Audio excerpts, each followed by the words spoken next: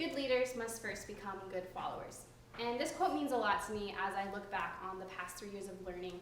I enrolled in an outdoor recreation class. After one session, I knew that this was what my minor was going to be. I haven't regretted it since.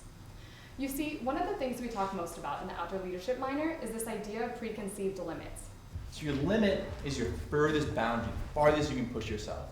Rarely ever do you actually push yourself to your furthest limit. However, people more and more push themselves past their preconceived limits.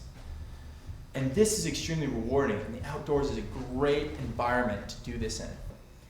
It is difficult to condense all the memories, lessons, and skills I've experienced here, but when I think of a single word the minor has taught me, resilience is the only thing that comes to mind. Before coming to Pacific, I was really more in the remembering and understanding phase. I would say across the board.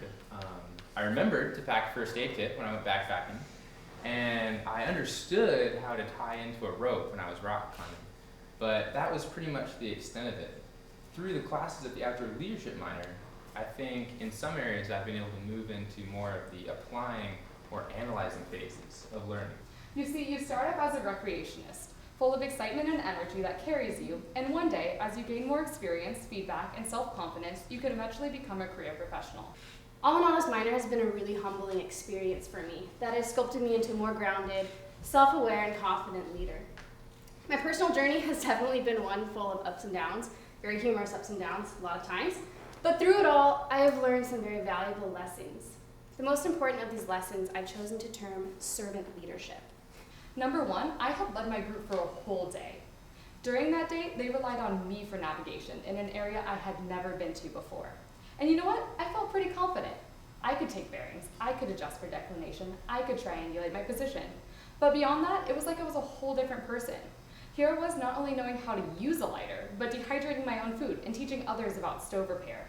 And here I was facilitating topics, judging and adjusting for group dynamics, goals, and needs. I was taking care of myself, but more importantly, I was taking care of a group, and they felt safe with me. I hadn't truly realized my progress before, but I had come a long way. From a girl who had never truly been wilderness camping, to someone who had now been on so many trips that I couldn't even count them on my hands. I felt like an outdoor leader. And recently, there's been a lot of talk in this new phenomenon called flow in the field of neuroscience. Flow, according to Stephen Coulter, who wrote a New York Times bestseller, The Rise of the New Superman, defines it as the mental state in which we feel our best and we perform our best. One of the prerequisites to being into this flow state is being close to what you believe your limit is or past your preconceived limit. But what truly made me realize I had come full circle was when I got the position as voyages coordinator.